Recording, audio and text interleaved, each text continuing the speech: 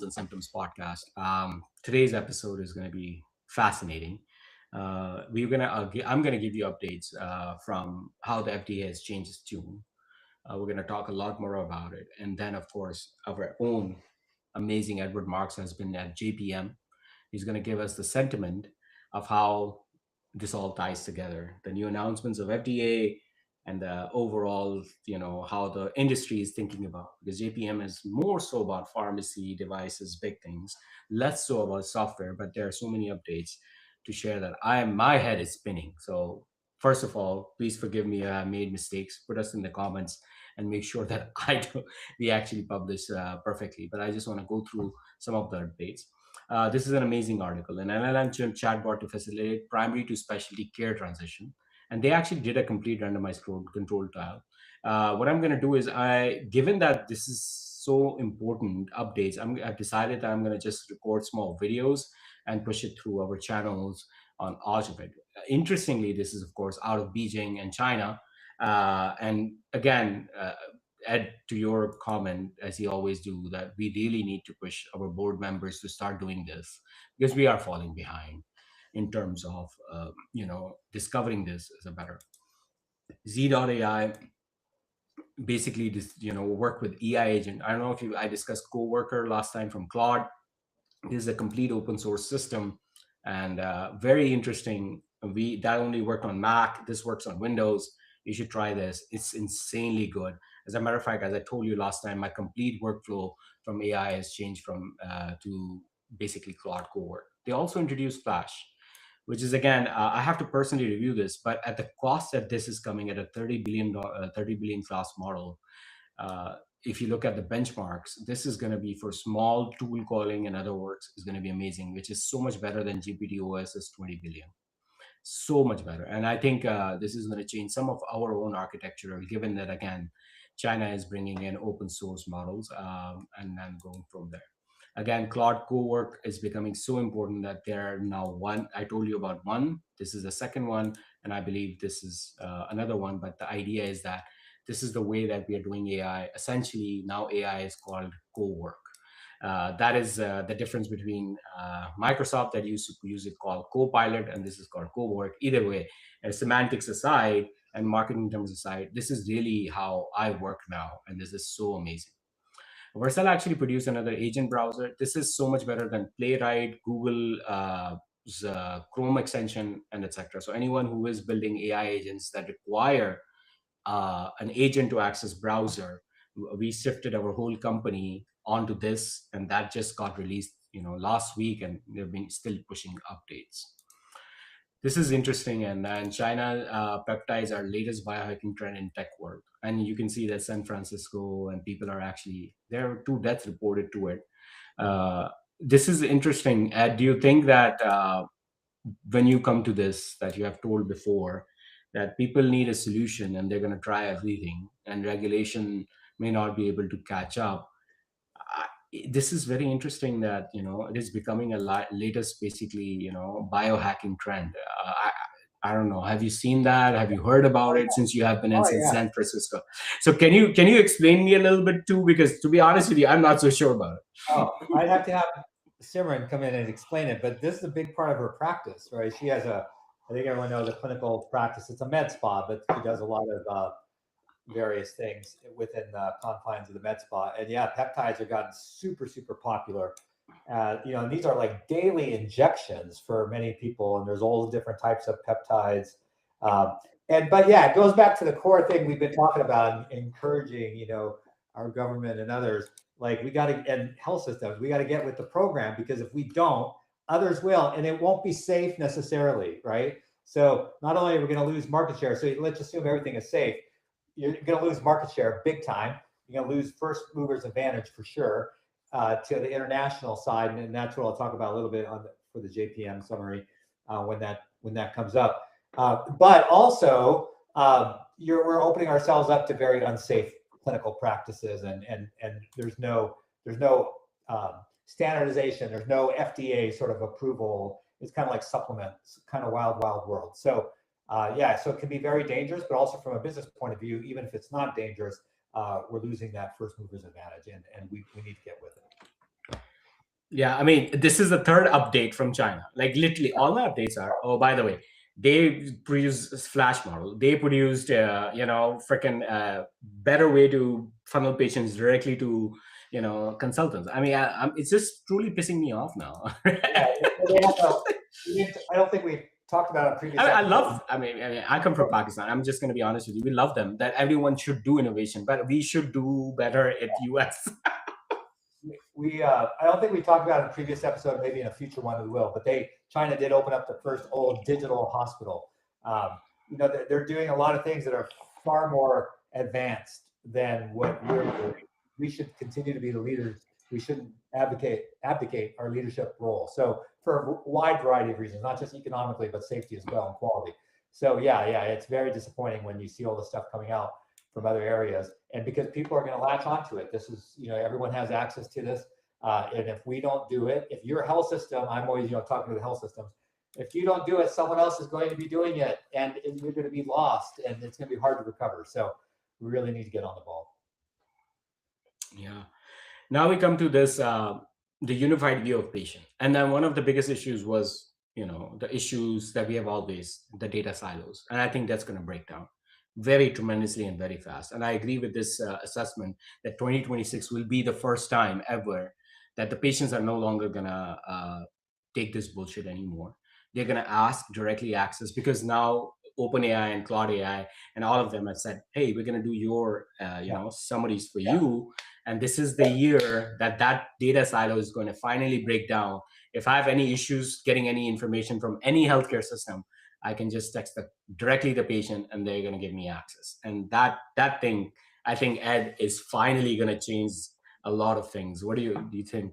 Yeah. What about No, Yeah, you can push JPM updates in the meanwhile. That's fine. I think you're spot on. And I thought through this is like, people are frustrated with where we are with the EHRs, right? Competitiveness, lack of competitiveness, those sort of things. And is anything ever going to change? Is anyone ever going to come up and displace, anyone else? And I think yes, but it's not going to be from another EMR. It's going to be for the fact that we're moving to, I've used a term here before because I have a book coming out on it, Concierge AI.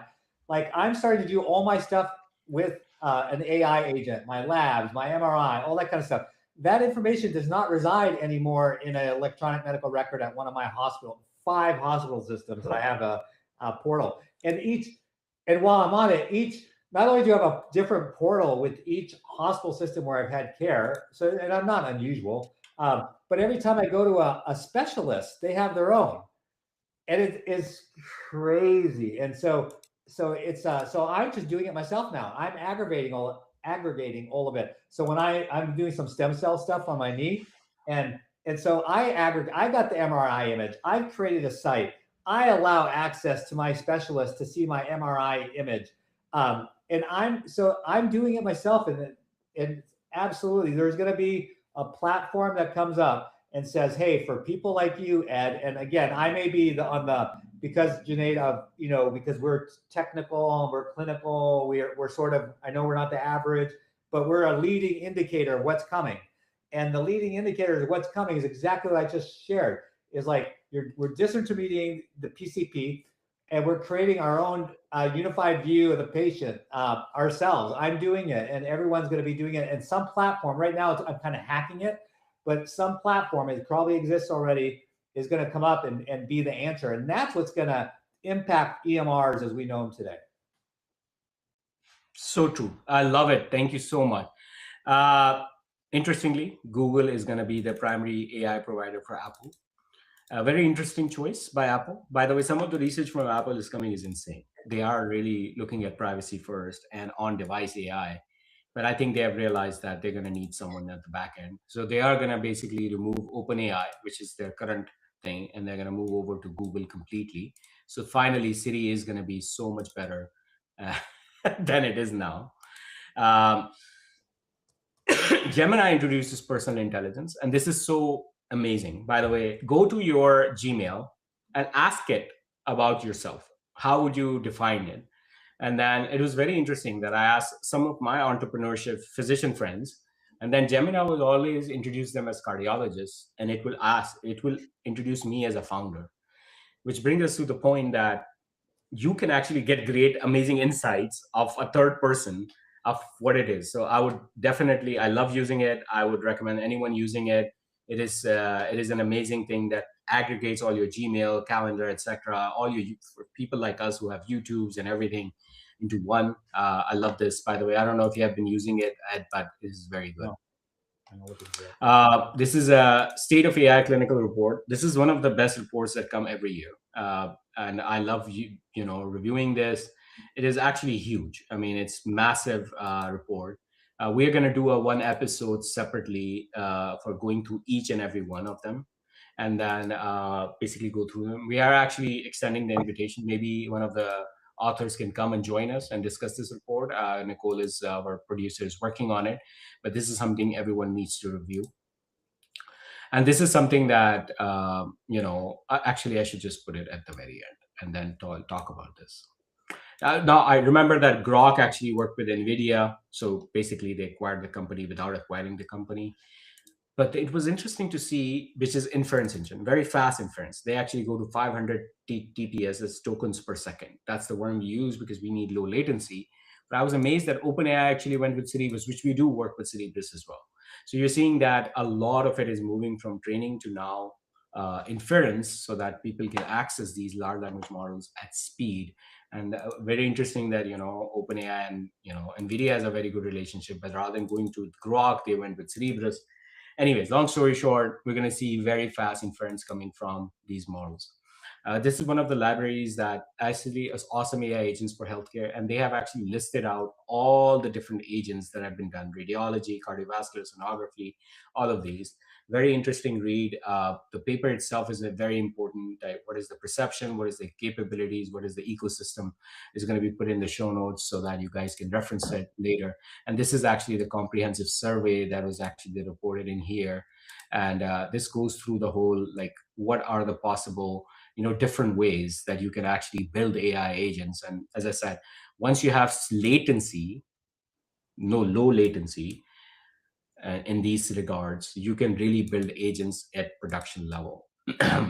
If you want to know how many data centers are being built, if you want to know how much money and cooling and electricity is going on, go to Epoch AI, go to Frontier Data Centers, and it's going to give you absolute amount of data, that where how many data centers are built, who's building it, Colossus is building it, OpenAI is building it, etc. How much power it's going to check. All of this interesting. By the way, on a side note, Microsoft announced, after being pushed by the President Trump, that hey, because of your data center, the regular home users should not have electricity increase, which is still going to go increase because we are using electricity like crazy. But long story short, it is very important to see the future of AI building in front of us. CMS estimates Medicare made 28.8 billion in improper payments. And what the frick, man? That's why, to be honest, if people ask me why are we not competing well, we should compete in general, not to become like frenemies or anything. I mean, it's why are we not able to compete with China? Because of this bullshit. I don't know. Yeah. And this is just Medicare. Oh yeah. Yeah, it's sad. It's sad on multiple levels, from a human perspective as well as a sort of government perspective. Yeah, we need to leverage AI to fix that, and it should. I know a lot of the loopholes are because it's a very manual process. As we know, everyone who works in healthcare understands how far behind we are with tech when it comes to billing and management, all those sorts of things. So hopefully we can fix that and avoid those sort of errors, so we can reallocate that money to where it really matters. Yep. Well, GE acquired Interlab. It's a fantastic company for $2.3 billion. And we are excited that we are very different from Interlab, and Save Life AI is going to be at a certain point going through this as well. This is another nice paper, a field guide to deploying AI agents. One is actually building it, which I talked about last in that one. And if you go at the very end, they gives you a forward of governance structure. And by the way, this is going to become extremely important. And I'm going to give you some updates, Ed. I think your friend Sherry Devala, and by the way, our good friend Harvey, is working on some AI governance structure, because that whole clinical decision support is out. Does not require FDA approval. So FDA has said, we just cannot regulate it. Go ahead and do it. Now, the problem is that if you are going to go ahead and do it, you need to create proper frameworks, organizational frameworks, which we have talked about from the very beginning. Yeah. But now this is the first time that we're getting green light from FDA. Of course, this is where the whole, by the way, this definitely needs to be updated in the show notes. If you want to, understand what Marty McCarry's FDA is all about, this is the one that is done by, All in One podcast.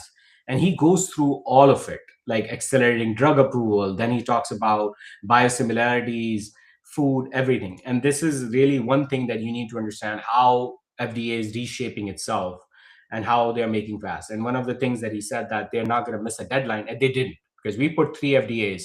We're putting the fourth one, and believe it or not, I can attest to it. They are actually not missing any deadlines. So I cannot believe that FDA is becoming this efficient and this better, and then realizing what they can and what they cannot.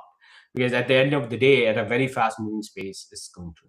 So Yeah. big news out of FDA at the CES 2026, that the biggest problem, remember that we talked about Whoop and Aura and everything, there are basically now wellness devices. And they officially said that in the wellness space, we are not going to do regulation.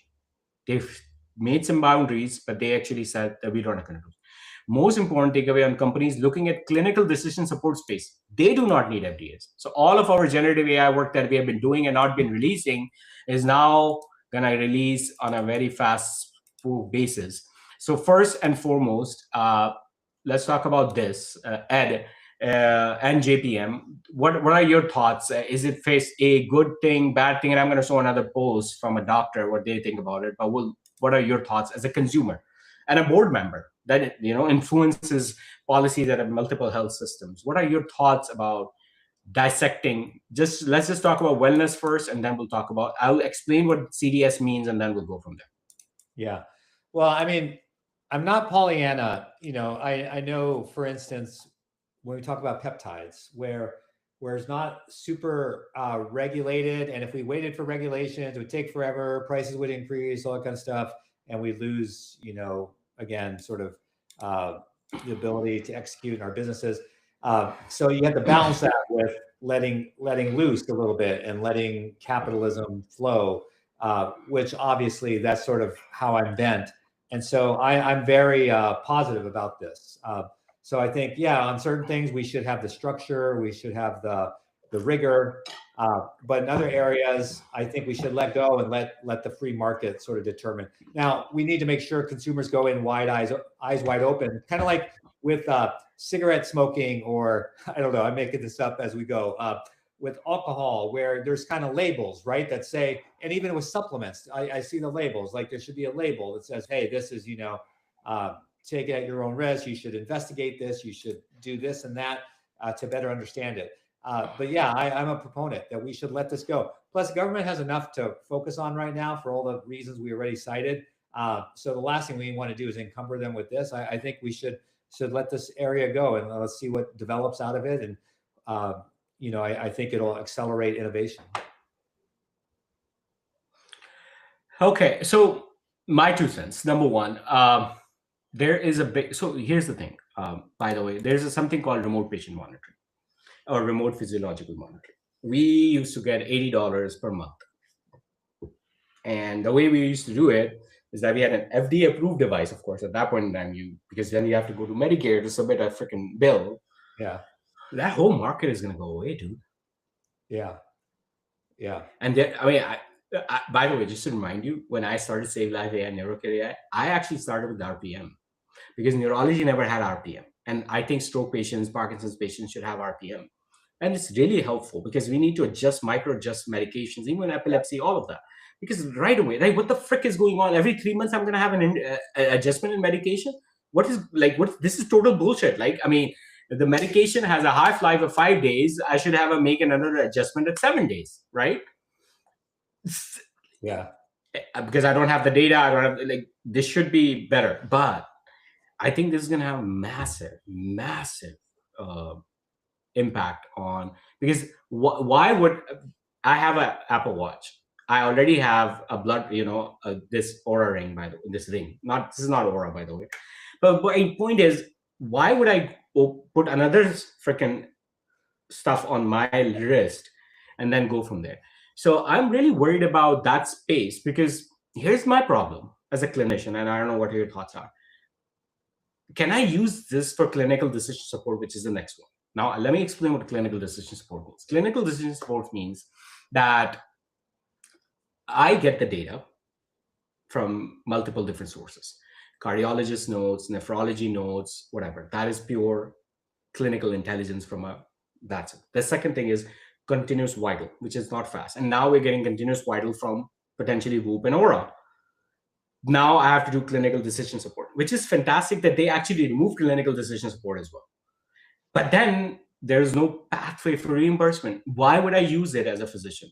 Or as a board member, you're going to say, well, how is going to hospital system basically put energy and time into it, except for one thing is for sure, right? There's a clear marginal benefit because my time saves, so therefore my time actually is going to be utilized better, and therefore this is going to go, which is again is a problem, because I talk to physicians and they say, well, now I wanted a day, now the hospital system expected me to see total, for RVU 2500 20 patients, and now whatever that number is, and then or now they're going to expect me to see 30 patients and blah blah blah. So now, Ed, as a board member, a CEO comes and talks to you and tells you, number one, how to incentivize physicians to actually use it better. I mean, we're gonna still use it for complex cases more so, right? I mean, let's say it's a cancer treatment or a 3-year bar chart and everything.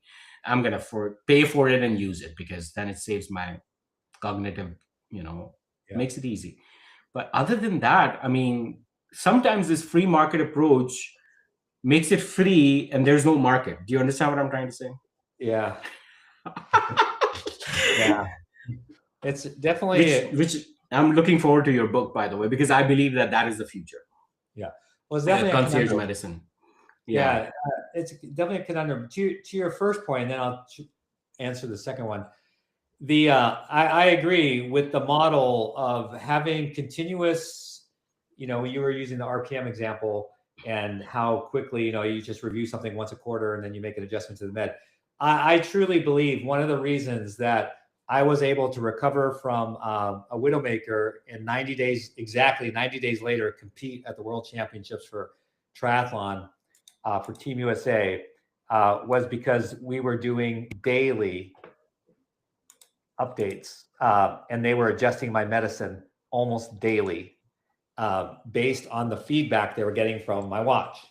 And that's definitely that's the miracle of medicine. Unfortunately, we don't do that. They did it for me because I was the CIO and I was kind of pressuring my doctor. Hey, look at my stats every day. And I made sure I had Bluetooth and everything went directly into the electronic medical record so he would see it and adjust my meds. And that's why I had one of the main reasons I had the success that I did.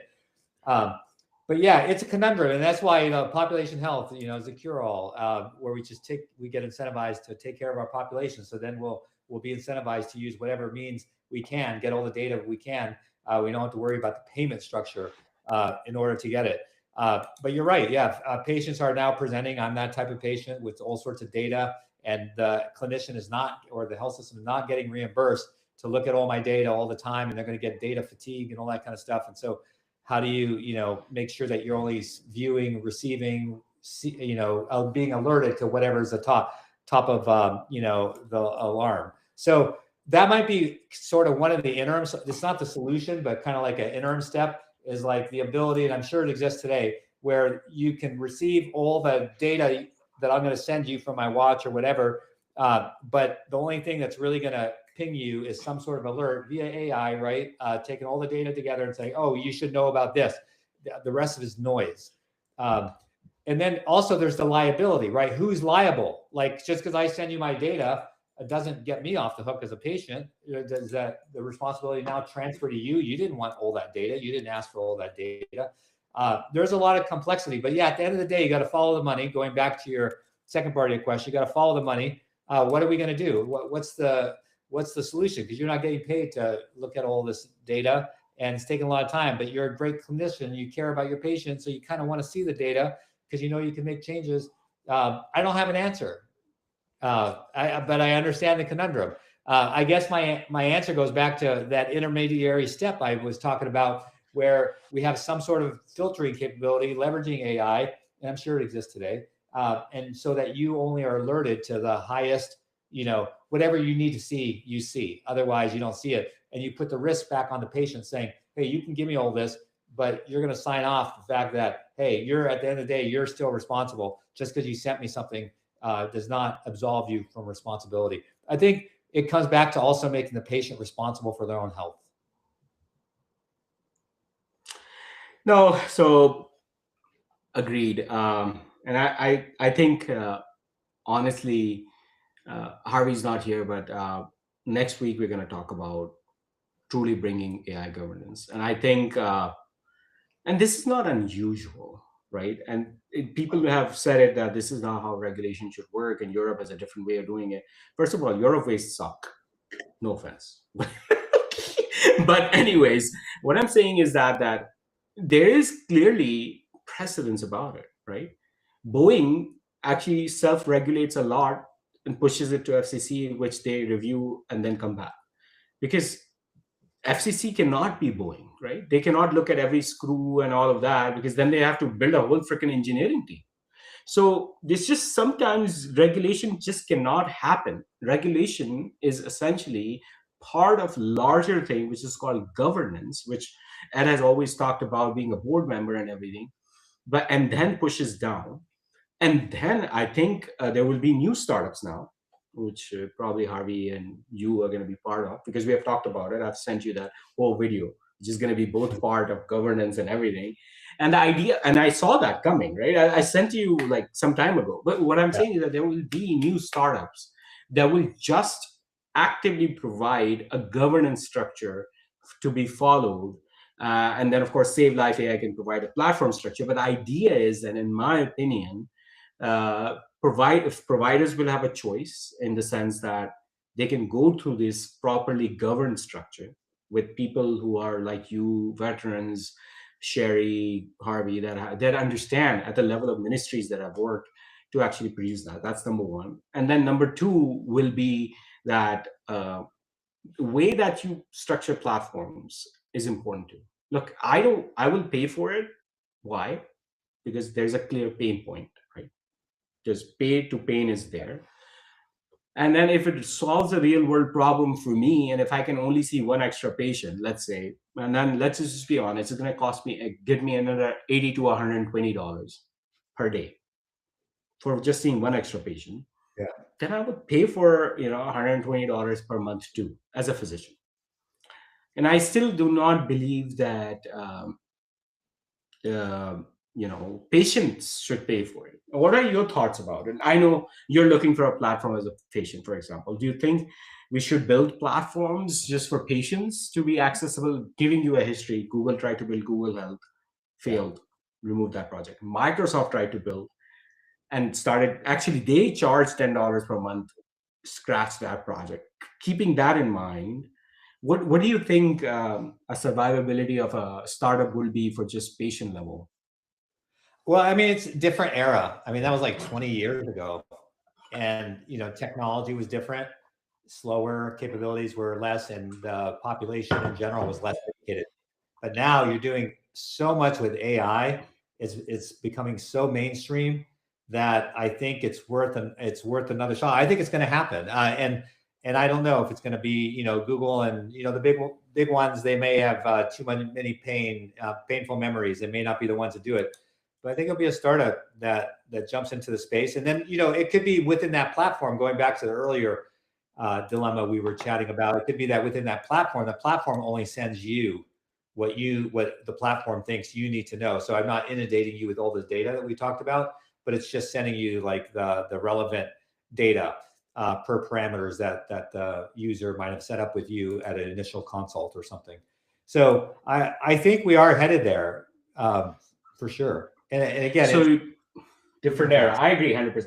I mean, we've talked about personalized medicine for 20 years, but now with the advent of I feel that it can happen. And what you're saying is that, and I see a lot of, especially, oncology patients, and as you suggested, this, widowmakers and all of that, that there are clear benefits that you have noted, and you would be willing to pay a small amount. I mean, $10 a Yeah, month is not huge. I mean, yeah, cup of coffee is $8 for God's sake. So, yeah. Well, and I think the clever business model will be that you could pay $10 or click this box. You allow your de-identified data to be aggregated and utilized, and it's free. It's kind of like we go to these conferences now, and the marketing ploy they use now is like, hey, you can pay $5,000 to come to our conference, or meet with 20 vendors, and it's free. And so these people are giving up their value of time in exchange for a free conference admission. I don't know. Do they do this on the clinical side? They do this all the time on the healthcare IT front.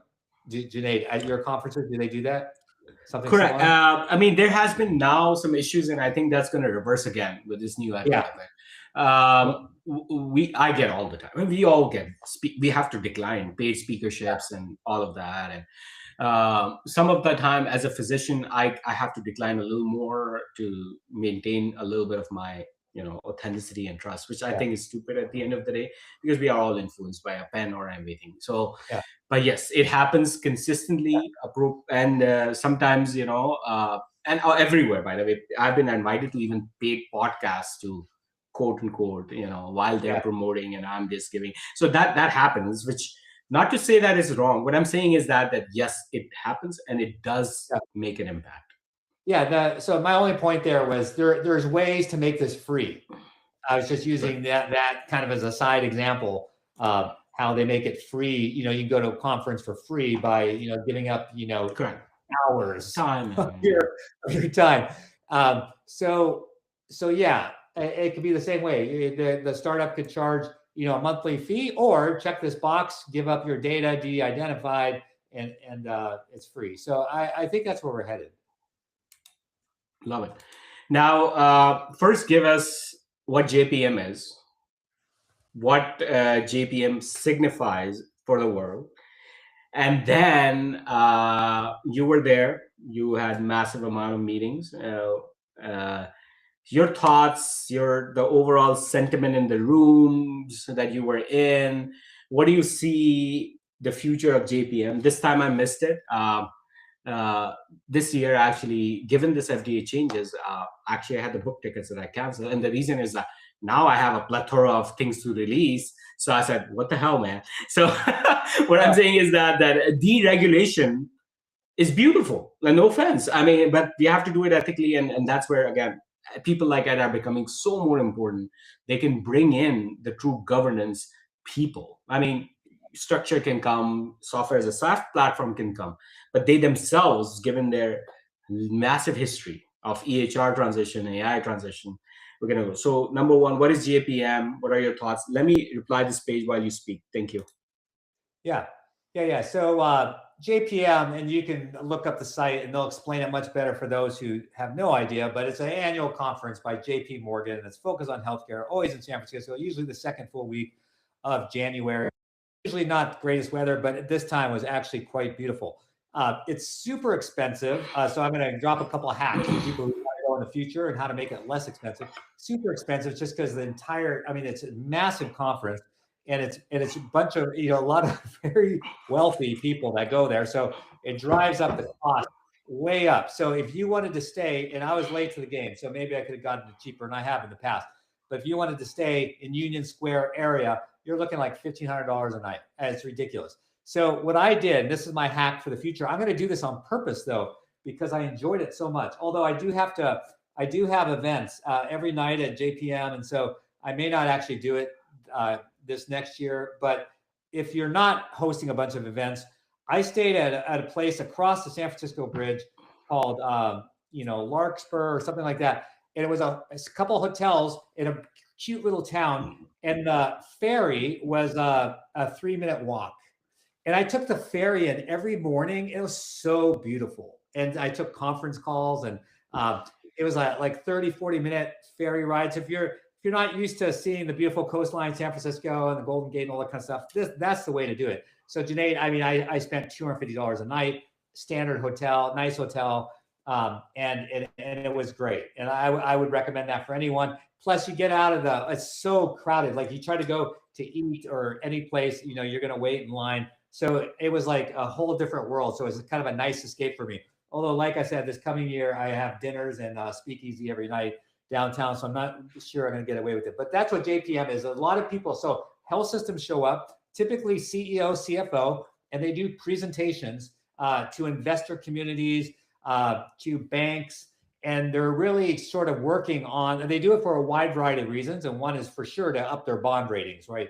Hey, look what we're doing. We're financially sound and we have these investments coming in and we're doing our own AI. We're doing cool things, you know, so, you know, up our bond ratings, you know, that sort of thing. So that's a part of it. A lot of it is investors are there with their companies. So I spent time with various companies that take in a lot of investment and talking to them about the future and what does it look like for them in the post-acute world, the acute world, the ambulatory space. That was super fascinating. So I got the ability to do that. But there's a lot of that goes on. A lot of startups are there to try to get more investments and all because all the investors are there. So this is a chance where everyone is in the same space. That's why it's so popular. I don't know that there's another conference similar. So the other thing I got to do, which again, I do every all JPMs. It's so fascinating. If you want to get to my table, let me know. But every night I had a table. We had a restaurant, private room, so we could hear each other. And we kind of did a debrief with everyone was there. They're all providers. So we had, I don't want to mention names, but all the big health systems and some smaller ones. And we sort of debrief, like what was going on? What did you hear about? What's the latest and greatest? And that's what you get to. It's like, hey, kind of some future, like where are we headed? It's kind of like, you know, you have CES, the Consumer Electronics Show, you know, in Vegas, like the week before. It's almost a nice, like, taking that, it's almost like a nice transition. And this is more of the future within healthcare specifically, although CES covers that as well. Harvey gave us a nice report last time. So what were some of the Uber themes? I kind of wrote some of these out because I was hoping to write a little bit about it. Obviously, the dominance of AI and digital health. I mean, everyone was talking about it, but specifically in drug discovery and diagnostics. And you missed the last episode with Nabius, by the way. So Nabius was here. And by the way, they actually did like CRISPR GPT, made it available. And now they're looking at, you know, basic, and I don't know if I told you, when we are using LLMs, hardware software interplay is very hard to understand. And people don't understand it because, you know, there are so many providers for the same model. But how they quantize it, how they structure the LLM at a hardware level makes such a huge difference on the output. And I was excited about the last episode. And then go on, keep going. So I'm saying thank you. I caught up with it. It's very good. So I'll talk a little bit about some of the clinical things, and then I'll go to sort of international, which was big time there. So therapeutic area highlights, you know, the whole oncology boom with antibody drug conjugates, things that I was just learning about, obesity drugs, of course, GLP, big time, radiopharmaceuticals, big time. So sort of like, hey, where are we going with therapies, the dominance of AI? Then there was a big focus on, and again, I sort of alluded to this earlier, on strategic M&A and partnerships. Everyone's looking like to partner, you know, whether that's like a company to partner with a health system and talking about how do we make that financially work? What's the benefit for the health system to maybe own part of that company? You know, and there's great investment reasons for doing that. And some organizations are doing that. But really a lot of discussions around that. I mean, I just felt like I wasn't privy to many of these conversations, but when I was hanging out after our events late at night in some of the bars and then talking to, I can't mention who it is, but they asked me I'm an advisor to this particular advisory firm. And so I was meeting with their clients, and that was the big thing, was strategy, M&A, partnerships.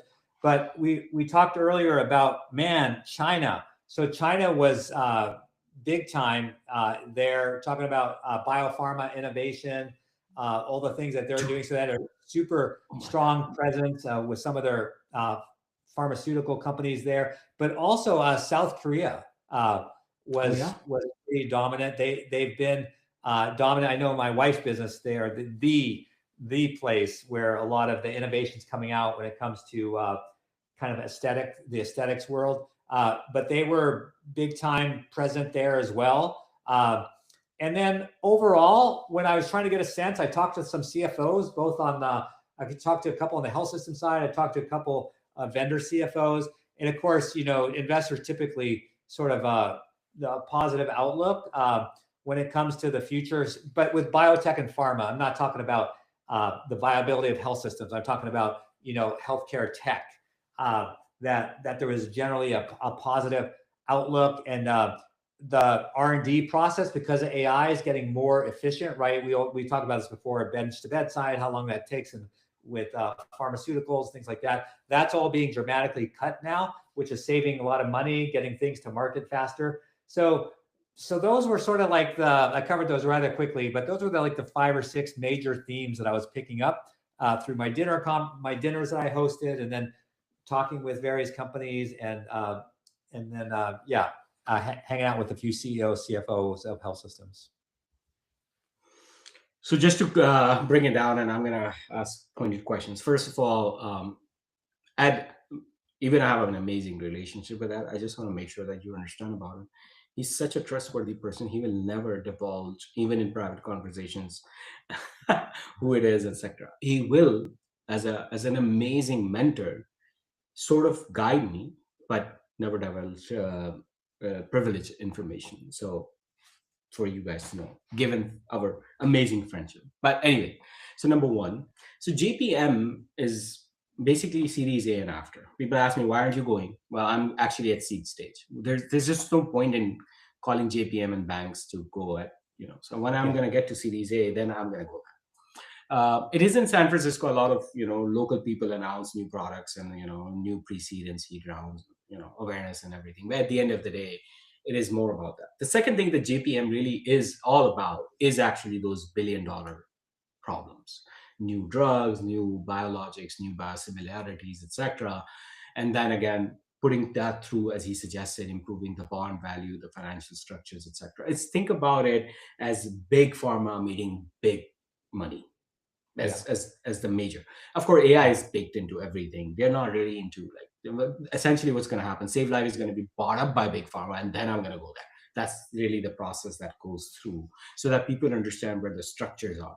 And that's why it makes so expensive. I get invitations every year, by the way, and it's $30,000 at least just to freaking register for the conference and everything. But I'm not going there because of that, and I will, because when the time comes. So just to put that into structure from a founder, rather than just a provider. However, these side conversations are very important. Why is it important? Because you're looking at key decision makers looking at a specific pain points.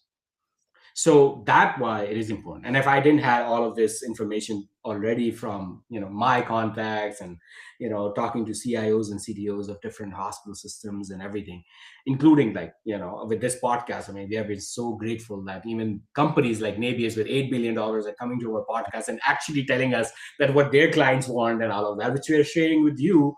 It is a different problem to, again, understand, but that's where the JPM lies. Now, the second point is this exactly, clarifying the pain point in a way that actually helps, let's say, for a company like us to get acquired. And that is important because we have the technology, we have to make so many tweaks and then say, hey, Sanofi is looking for it, or that's going to look for it. So in that regard, I think it's still important to go if you are even at a lower stage in terms of company valuation, but they might actually be interested. And by the way, they come sign an NDA and then tell you, okay, do this shit and we'll do this. So, and I've had these conversations and I cannot, again, put them out right now, but you have to understand how the process and the progress goes. And then very important that I want to understand, Mark's advisory, we have been talking about that itself is very important, because that glue is extremely important. That why we talk about governance is not just about governance, it's by definitionally translates into trust. And we have talked about this in the age of AI, the most important thing is human trust.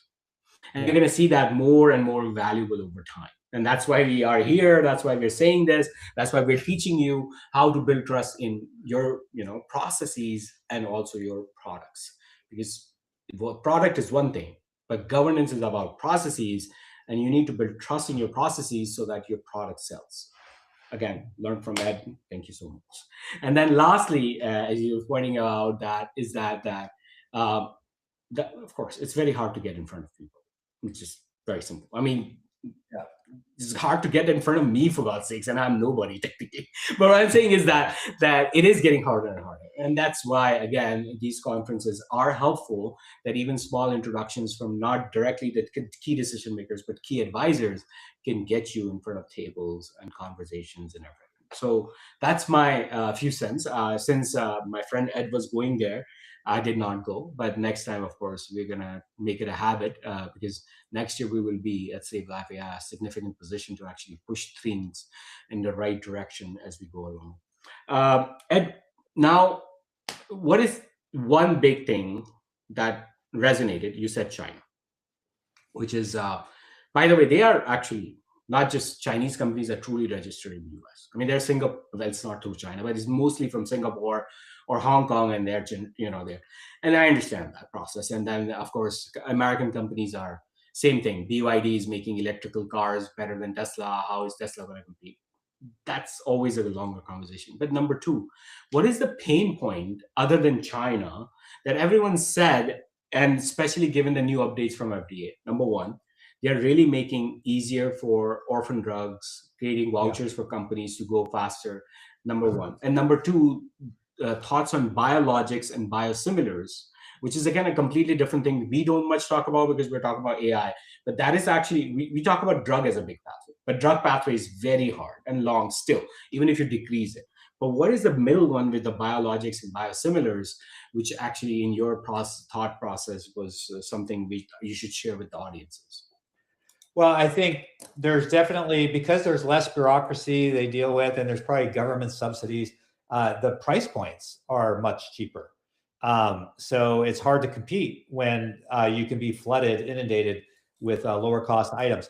Plus, again, it goes back to clinical quality. And I'm not an expert at this, so we're out of my domain here. But just from my point of view, the way I understood it, there might be questions on quality or safety. So that's why, that's why it does give you some comfort. United States, we're more expensive, we're slow, but man, there's a little bit, everything's foolproof, but it's a little bit, you have a little bit more trust, So it's kind of like, how do we make sure that these biologics, these other things that are coming through, great, that they're less expensive. That's great, because then it forces, people to sharpen their pencils a bit and get more price competitive, but to make sure that those corners are cut when it comes to patient safety and quality of care.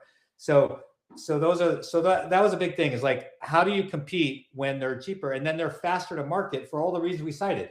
And that's why the FDA, we don't get into politics here, but clearly the thinking of the administration is we need to be more competitive on the world market. And one way of doing that is to cut out regulation. And again, we're not taking a political point of view here. We're just saying that that's the impetus behind what's going on. And it's true. If you get rid of some of these things that we put into place, I've been very consistent with this thought, Junaid, when we talk a lot about governance, where it's governance at the health system level. It was the same thing in the government. Well-intentioned, we put in rules, but what happens is we then add on rules, because we hire people who are rules people. And what do rule people do? They add rules. I worked at one health system. We had a policy of policies. We had so many policies that we had policy over the policies. And this person built, well-intentioned, lovely person, but they're like, wow, I have this responsibility. I need to add all these people. And pretty soon she had a department of like 10 people, and all they built was policies. And I got there and I'm like, we have all this tech to do amazing things in the community and bring healthcare to the community that couldn't have it, especially in rural areas. And all we had to do was flip a switch, and I couldn't do it. And I'm like, and then meanwhile, our financials are going down. And I knew that we had some other tools. And these are all like standard tools that come with the EHR. We had these other tools that would improve our revenue position. Nope, can't do it, policy. And I think that same thing happened in government, where well-intentioned people put in policies. So we did things safely with high quality of care. Very good, very important. But then we added rules upon rules upon rules. And pretty soon we're like, oh my gosh, we created a monster.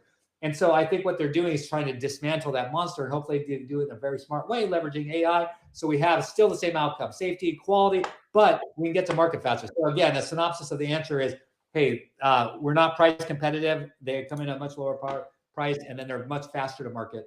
And so we are reversing that by the actions you're seeing taken at the FDA. Yeah. Specifically, why am I excited about biologics and biosimilars and everything? Well, this is truly where uh, medicine comes in the part. Like, for example, we have a lot of autoimmune disorders, and that's where the peptides and all that discussion is Yeah. coming through. Is both because we have to understand that that section is wellness, which is biohacking, which is different, and then there's pure medicine, health. So wellness and health are two different. Wellness, you have peptides and everything, and then health is basically biologics and biosimilars. Within the modern era, there are two major issues that have came up. Right, we came from this dual sort of infectious disease. Malaria is generally gone, and then we came to heart disorders. We know exactly what the problems with the heart is. We have fixed it. Now then, there's autoimmune and cancer. So the ladder of medicine is basically that, right? So cancer medication is, of course, are also uh, reactive to RNA, DNA, proteins, etc. And given the alpha protein, and we talked about it, the drug biologics are something that at least me as a person get a lot of pitch decks, and that's nothing to do with US, by the way, because Yeah. they can be manufactured in India, Pakistan, Bangladesh, uh, and I mean, by the way, in all honesty, some of this is a little bit privileged, but still, I'm not going to name the country, but in the Middle East, you're going to see factories that are going to be built for the Yeah. biologics, because and that is it. And it's not, it's very important that I get my DNA sequenced, including the RNA or the proteins, everything. And then there's a specific biosimilar for me built. And that will be truly important for personalized medicine, because that will Yeah. significantly decrease the overall chances of etc. And this autoimmune disorder, cancer, and all of this is the driving factor, which, by the way, is really where, unfortunately, the modern disease states are. Yeah. And I think, personally, Ed, that we are entering in a new era. I did not, and that's another freaking amazing thing, is that within a year, things change so fast. So